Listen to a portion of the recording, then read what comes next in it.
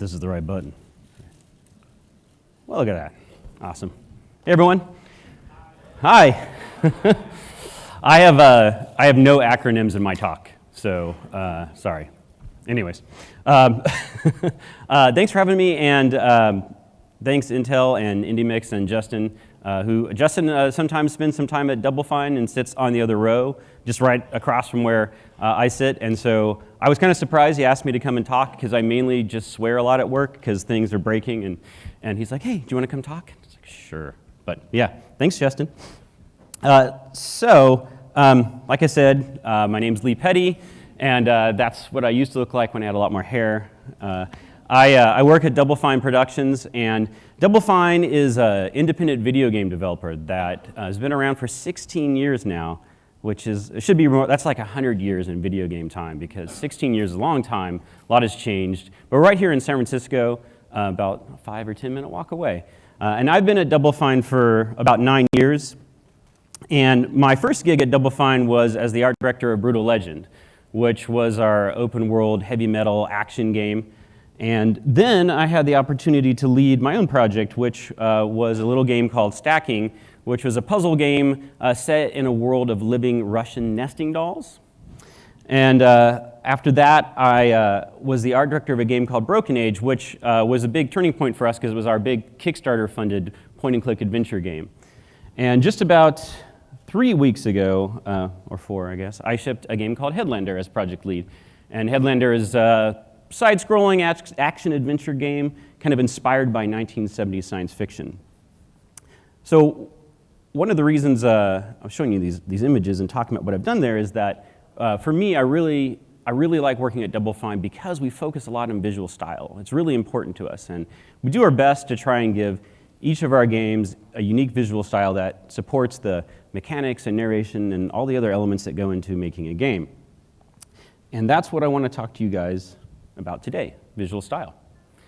So it's not an artist-focused talk. I'm going to talk about some art and visual things, but hopefully it's broad enough that there's a little something for everyone.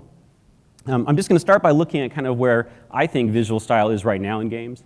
And then I'm going to talk about what I think visual style can do for your game, elements that you should think about when thinking about visual style.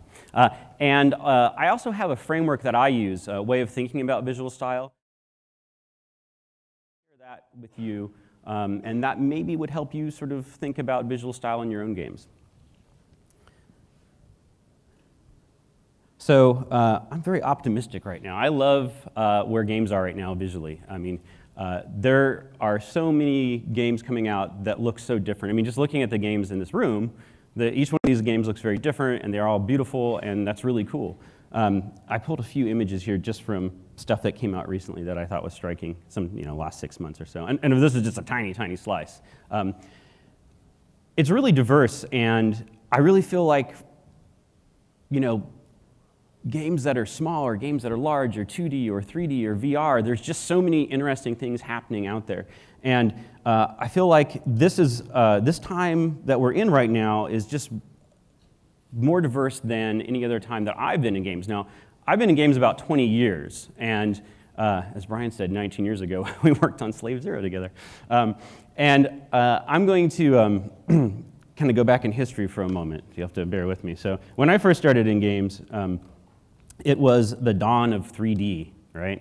So these are the products that I wind up working on, my first foray into games. So it was like the PlayStation 1, and 3D add-on cards for PC were really new. So it was an exciting time because everything was changing, like no one really knew how to make 3D work visually or game design-wise or hardware, but it was also really difficult. I spent a lot of time on the PlayStation 1, and this is a piece of hardware that had no Z buffer, had no texture correction, had very small amount of memory, your polygon count was really low, everything was fixed point, the textures are small and palletized. So it's not to say that you couldn't make great games with limited hardware and beautiful games, but it's that the hardware was so idiosyncratic that really it kind of dictated a lot of the visual style to you. If you wanted to ship a nice looking game, there's a couple I remember liking a lot, Colony Wars and Crash Bandicoot. If you wanted to ship a nice looking game on hardware, you really sort of had to work around how it wanted you to work visually. And then also in that time, and where I'm going to have some old images here, tools that I had to use back then. That last one is the memory layout tool for the PlayStation 1, the TIM tool, the TIM texture format. So you had to like manually pack your textures into VRAM. The thing about those tools is that because 3D was kind of new and because there wasn't a lot of independent development, if you wanted to work on games, you had to work at kind of a bigger studio that could invest in creating a proprietary engine. There weren't really any commercial available engines.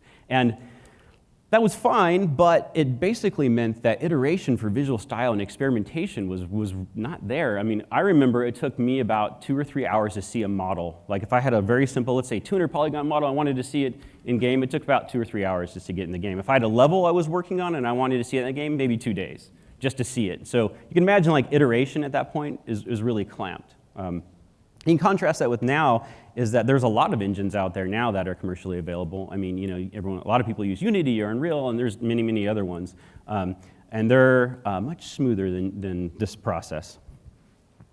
And then this should be a surprise to no one here, but digital distribution has also really changed things. And it's exciting for me to see like solo developers or developers that are 2 or 3 people making games. And it's not just that these folks can maybe cater to more niche audiences and get a broader visual style out there. It's that I think it's also attracting people from different walks of life than maybe would have gone through a bigger studio system. And so I think you're seeing, at least I feel I'm seeing a lot more variety in the sensibilities they're bringing to the games, both gameplay and visually. So again, super exciting. I feel like really you guys could make games look like whatever you want at this point. It's out there, it's great. So I've said visual style a lot, but I actually haven't defined it. Like art, there's probably not a single definition, but for me, I like to think of visual style as the lens through which all of your game's visuals are realized. It's the sort of set of unifying ideas or principles or patterns that hold all of your visuals together to make a cohesive visual expression. It's basically a set of choices about what to include and what not to include in your game, and quite often what not to include is actually even more important than what to include. And a great example of this for me is looking at Playdead's Limbo. You know, this is a game that came out a number of years ago, and the thing that was really striking about this game at the time is that you know, it wasn't just that they chose not to include color, that's pretty obvious, but really, by not including color, they also chose to focus on silhouette and form and shape, and that meant not a lot of internal details. And so what that did is it created space for them to focus on atmosphere and lighting and lots of subtle things they're doing with the frame buffer. And that created this very moody, evocative experience that really stood out to me. And I had to put a slide of their newest game, Inside, in here, which came out not too long ago. That slide does not do it justice. It's a really beautiful game. And you can see that they're building on some of the same ideas that they used in Limbo, but they've taken it in a slightly different direction. Obviously they're using color, but you know, there's still plenty of mood there, and the color palette is kind of unusual for games. It's a very constrained, generally low saturated palette, and there's a lot more depth and dynamics with the camera. I can't say that word. There's a lot more camera dynamics. We'll just say that. The camera moves more and has more interesting angles. So I think it brings a level of sophistication to this game that changes the mood, but I think better suits kind of where they went with it. All right, so why should you care about visual style? Like, I mean, obviously I care about it because I'm an artist, and I think everyone should care about it. But I do think that visual style. Well, I skipped ahead. I'm sorry. Let me back up a little bit. I should say my. There we go. Let's go right here. Okay, so. Why should you care about visual style? And one thing that I think is an important thing to distinguish is the idea that fidelity is not the same as style. So when I think of visual fidelity, I think of basically how much your assets cost to make, right? The sort of level of detail, high frequency, high res sculptures, and all of that. And that can overlap with style, but it's not the same as style. And oftentimes, especially with smaller developers, I hear people who are maybe concerned about investing in visual style because they feel like by doing that, their game is going to get a lot more expensive. It's going to be harder to iterate and design the game because every time they change something, they have to throw away these assets. And I think that certainly can be true, but that's more a quality of fidelity than style. Now, let me give you an example. Here's an image from Ubisoft's The Division. Right now, it is full of style. It is a beautiful game. But what you really notice when you look at a screenshot like this is, my God, that was expensive to make, right? I mean, just think about how long it would take to model assets like that for a city and texture them and light them and place them around and animate this character so little jiggly bits. It's really impressive, but that's really what we're looking at there is we're just hitting the face with fidelity. I want to contrast that with one of my favorite games, which is Kentucky Route Zero. And if you look at this game, most people would not describe this as high fidelity. It's very low polygon count. There's minimal textures, very simple animations, there's very few sets in the game. But everything they've done feels very intentional. It's very striking and unique, and it's beautiful. But that is, I think, what we're seeing there is style, not fidelity. That isn't expensive to make. I'm not on their team, so I don't know how much the time they spent on this, but that is just style we're seeing there.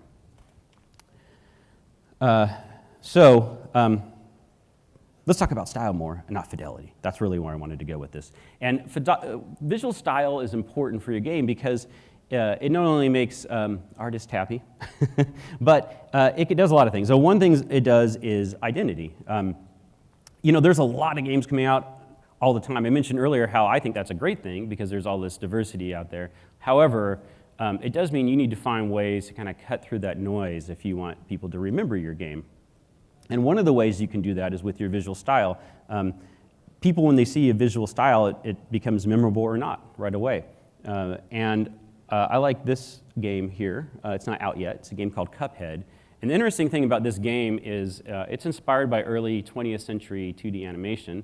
But every time I see a screenshot come out from this game or a video that I haven't seen before, even if the main character is not on the image, I instantly know what game it is. Right? I look at that, I'm like, oh, it's Cuphead, right? And that's what you want. Ideally, you want your visual style to always be present, so when people see a single screenshot of their game, they know what game they're looking at, even without reading. Who reads anymore? So that's the power of visual style, and I'm going to give you an out-of-game context example of this that I found funny. So here's a poster for the Bay Area Death Fest 2, which is awesome. And and the great thing about this poster is it's filled with death metal logos, which are largely unintelligible scribbles, but have this sort of beautiful flow to them. But one of these enterprising bands decided that they were going to take a different approach. And it's like, party cannon, right? So, I mean, it perhaps isn't the best example in other ways of a death metal logo. Maybe out of context, you'd be like, oh, it's like clowns for a kid's party. But in this context, you completely remember. I saw this poster once. I'll never forget Party Cannon. I have no idea what, Dismember September, whatever that is. I don't know. But that's really memorable, right? And then here's some other, I'm not going to pick on shooters because I do like shooters, but I did want to bring this up. These are 6 different games. And now I'm obviously choosing shots that best support my point, but it's not hard with this genre. These games are successful. All these games are very successful, so they succeed in other ways. This is not a criticism of their success. But from a pure identity standpoint, it's hard to figure out what these are, right? I don't know which one of these is. Now, if you're a fan of the series or you follow it, maybe you would. But just from a pure identity standpoint, this is poor identity. And I want to contrast that with these guys, right? Again, I'm picking shots that support my point a bit, but again, it's not hard.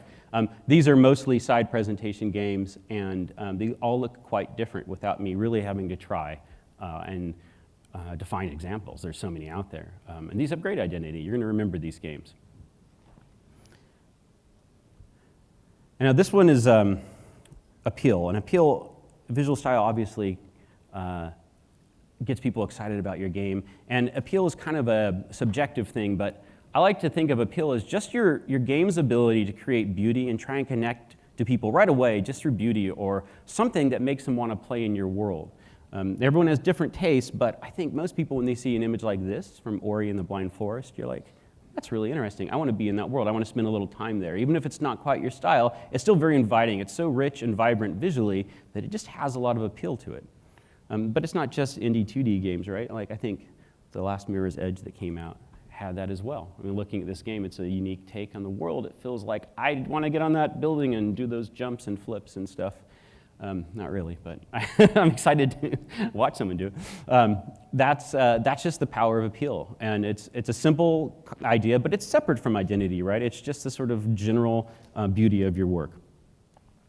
Now, readability is an important one, and readability is very, it touches on game design and gameplay and all those sort of things, but simply put, readability is the ability for the player to distinguish important and interactive game elements and things like foreground, background, and midground from one another. So they can pick up your game, kind of know what things are and where things are going. If you look at a game like Monument Valley, which is a really beautiful game, this game also originally came out on the phone and tablet, right? So it's even got to have stronger readability because those are smaller screens. But when this game is got this sort of MC Escher thing going on where you have to sort of manipulate the path to kind of find your way through the space. But even with that, as a potentially confusing thing, it's always really clear where you can walk in this game, what you can interact with. The background is always very well separated. Getting a little closer here, you see that the subtleties with the color choices and shape design, those high frequency stairs being on the places where you can walk really pop out versus the softer purple sides. And the bad guys there are very different than the main character, even though they share some shape language. It's always very clear what's going on, and it has beautiful readability. Now, I know I said I wasn't going to pick on shooters, but I'm going to pick a little bit on this one. So here's a shot from Gears of War 3. Again, very successful, awesome game, and I'm probably picking a shot from this game that makes this hard to see, and it's just for the point of illustrating readability. It's very hard to tell who you are. I mean, you have glowy bits, which is great, but what are you shooting and where are they coming from and exactly where the player path is going?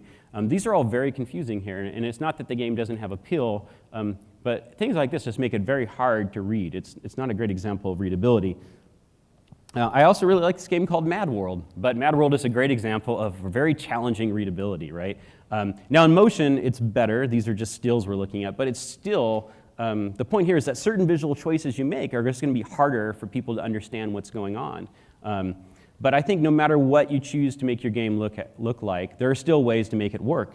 If I were working on something like Mad World, I might look to some artists like Mike Mignola on the right or Franklin Booth as a way of still using very contrasted, high contrast black and white imagery, but still able to pull readability out of it.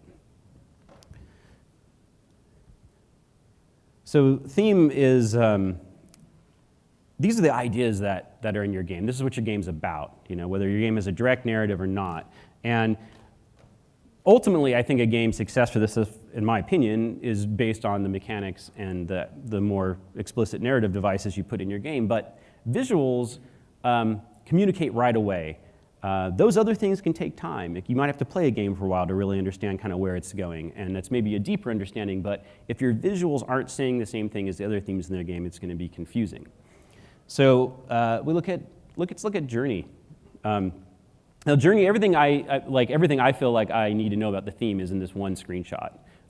This game is about a journey, right? It's about traveling to a destination, and you can see the sort of constant destination in the background you play your game, this large mountain. And the character's relatively small on screen, meaning it's really not about the character, it's about that journey, it's about that landscape, it's about being in that space. There's a sense of history there, and you can see that just because there's these little gravestones, and because it's sort of minimal in its visual design, those small things really stand out as significant.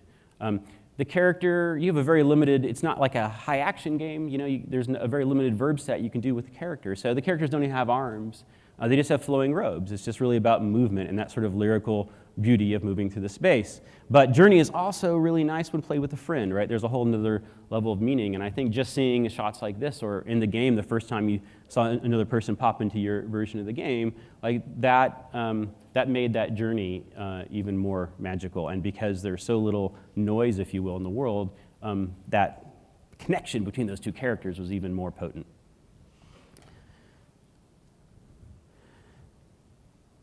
So when describing visual style, I often, when I'm working with people, and it always comes up, sometimes, there's not really like an established language for how to talk about visual style outside of, people talking about complementary color schemes and negative space, all of which isn't, really the meat of what you're after with games. And I feel that people sometimes just revert to calling something cartoony or hyper real, but really like, there's like this incredible analog range of looks in between those two. So I use a framework that just to kind of like break apart visual style into certain elements, discrete elements, so you can kind of talk about them. You can kind of say, well, how is our game going to do this, or what game does this really well? And like all things, these elements overlap each other, but I think it's still helpful to kind of break them apart. So I'm going to share some of those elements that I use to kind of talk about these things. So there are 4 of them, and they all start with F. So that's easy to remember, right? There's frame, form, focus, and filter. And like I said, these elements do overlap with each other. They're not completely discrete, but I think it's still helpful to kind of break them out. And I'm going to kind of walk through each of those. So first is frame, and probably the simplest. So frame is just like the when and where of your game, right? Where does your game take place? And it doesn't have to be a real-world location. It can be a magical world location. Brutal Legend wasn't set in a particular real-world location, but it was set in a heavy metal album cover-inspired island made from the body of a dead Chrome god, right? That was our frame. And the thing about frames, realistic or not, is that those will influence your visual style, because if you've set something, for example, in LA Noire is set in 1947 LA. So by making that choice, there's going to be a certain type of car. There's going to be certain types of graphic design on the signage. They're also doing some more subtle things with how they're manipulating the whole image to kind of maybe harken back to lighting in films from that time. That simple choice is going to inform a lot of things. And just for reference, I put up an actual photo of 47 LA at that time.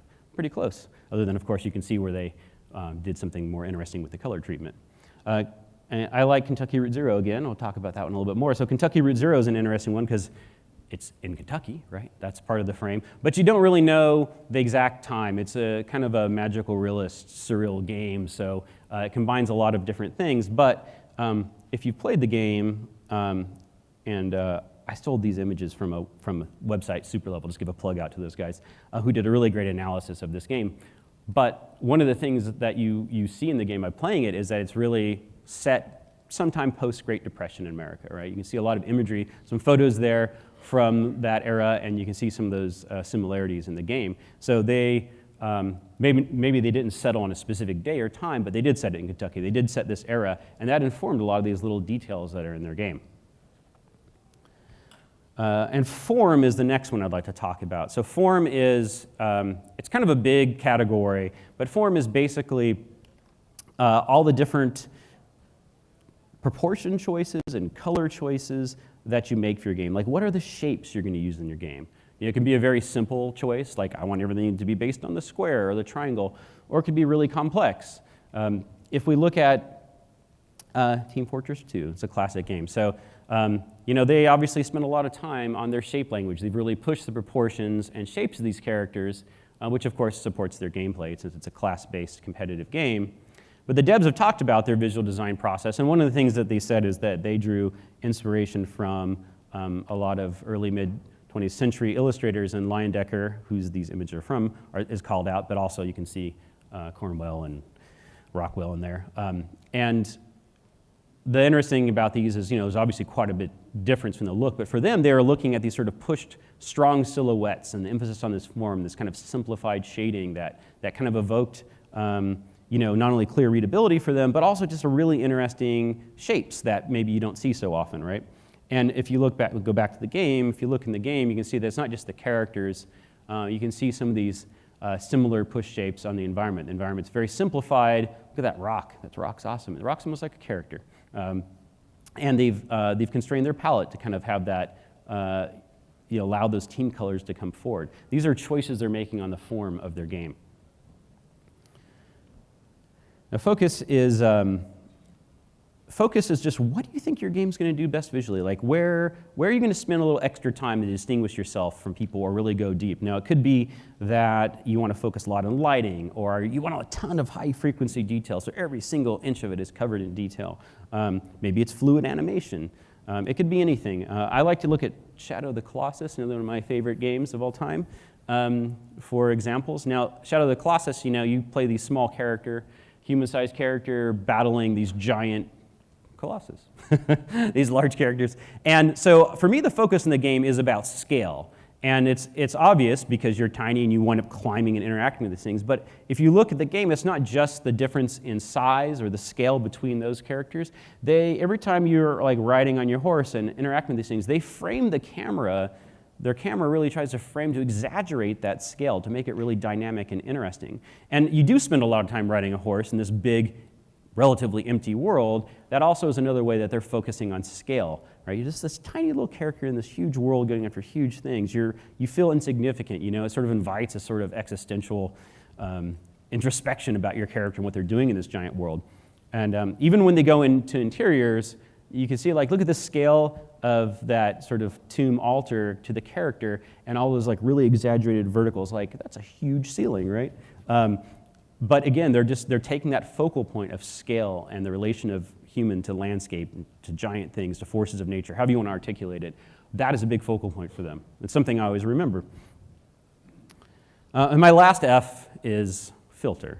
So filter is kind of a tricky one to describe, but the way I like to think about filter is it's an additional filter. It's an additional filter or overlay, a way of looking at your game content. So it could be inspired by a certain artist, like this is the Van Gogh, like how Van Gogh would render this, right? A lot of times it's related to render technology. Or it could be, this is, if it was 16-bit, that's my filter. I want to like just make all these art decisions. I want to render it if it was made on a 16-bit console. Or it could be more metaphorical, like this game is all realized through the eyes of a crazy person, like a person with a mental disorder, and we're using that to inform our visual choices. And I think if we look at Hotline Miami, right? So this game's, to step back to frame, you probably go like, oh, it's set in the 80s, right? Because I can see the color choices. But the reason why I put it in filter is because in addition to sort of this time frame, they have this like VHS aesthetic that is overlaid onto everything. They're sort of filtering their menus and loading screens and transitions as if you're kind of watching or participating in a videotape. And you can kind of see some of the scanline CRT stuff they have on there. But it's not just VHS, it's actually, I think, just sort of electronic hardware from the era, because if you actually look at the game itself, it, of course, evokes earlier eras of gaming with a lot more hardware limitations. And I think those two come together, as well as their frame of the 80s, to make a really interesting like way of filtering this game. Another example is Child of Light. Now, Child of Light is got this sort of storybook feel to it. But they kind of went out of their way to not only to make it feel storybook with their colors and shapes and stuff, but also they really wanted this like watercolor feel to the game. And you kind of have to see it in motion to fully appreciate it. But if you zoom in close, you can see that they went so as far as to apply a kind of like watercolor textures and pooling of color on the characters themselves. And a lot of that kind of shifts and moves dynamically when the game's running. So that was their kind of filter, like this world is rendered through a watercolor brush of a storytelling or a storybook artist.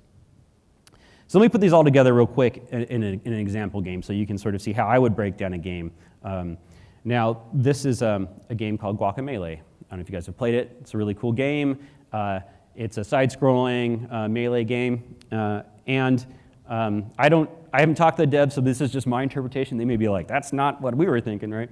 But the frame of the game, it's set in a Mexican town, and they don't specify the time, but there's no cars in the game or other sort of modern things. So my assumption is it's like 19th century or 18th century, like an older frame. And of course, you can see the architecture and some of the colors are informed by that. And in terms of their form, they use this really hard angular style on their characters. They simplify the shapes. It's really cool style.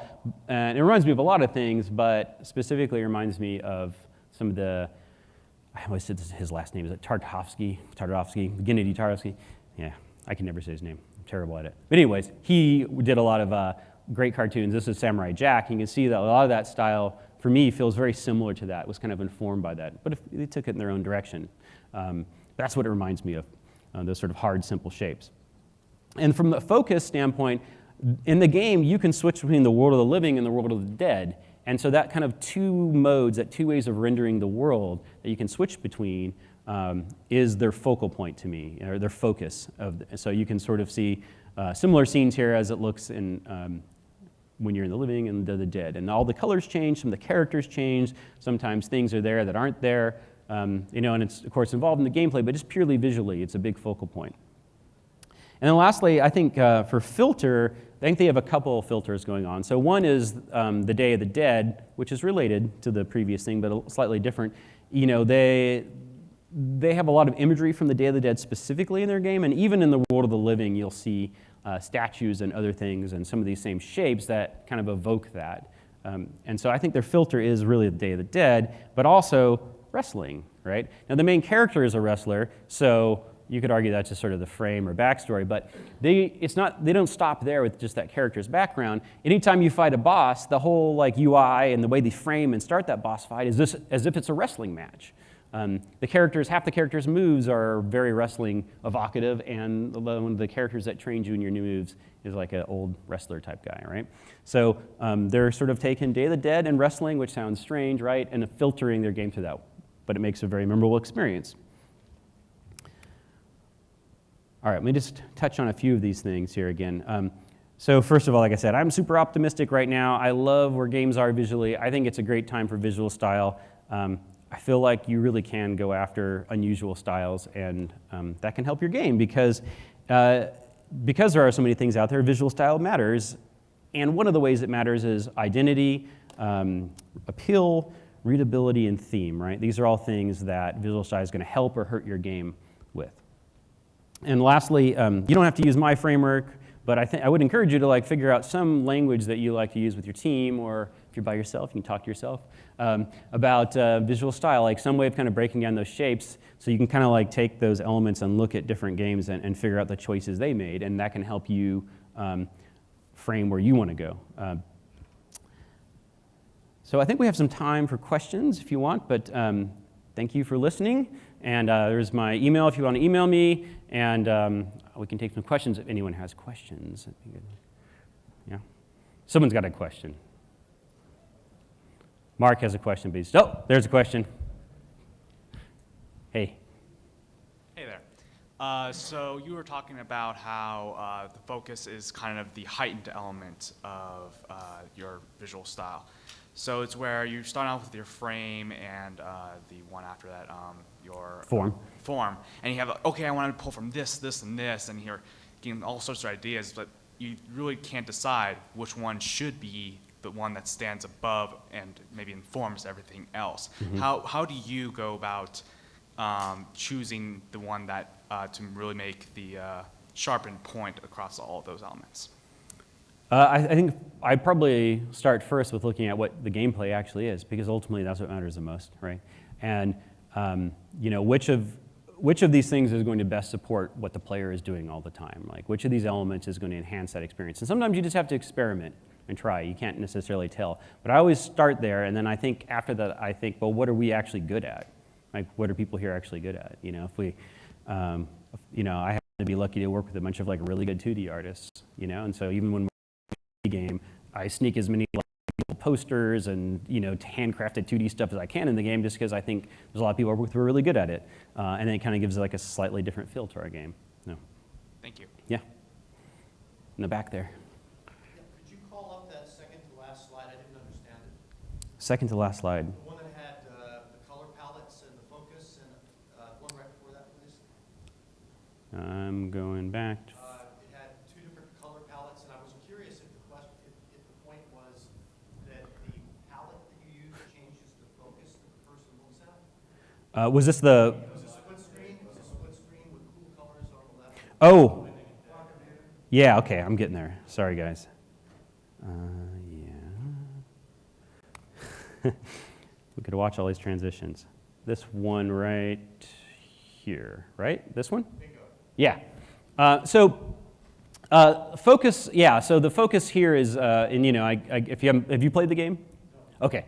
Yeah, I probably didn't explain it well enough. So in the game, when you're running around the world, you are by default in the land of the living, and it's got generally a warm palette and very human characters, and you can switch to the dead world, and so you're actually still in the same space. It's like you've entered a different dimension, and all the colors change, and some of the characters change. Things become more mythological in nature, and that you can do that anywhere over the course of the game, pretty much, right? And so I think for me, that's that duality, that sort of two different art renderings of the same space is kind of their big focal point.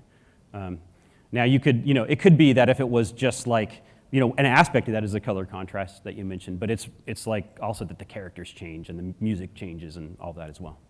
Thank you. Yeah, of course. Anyone else have any questions? Yeah, please, or I can repeat it if you.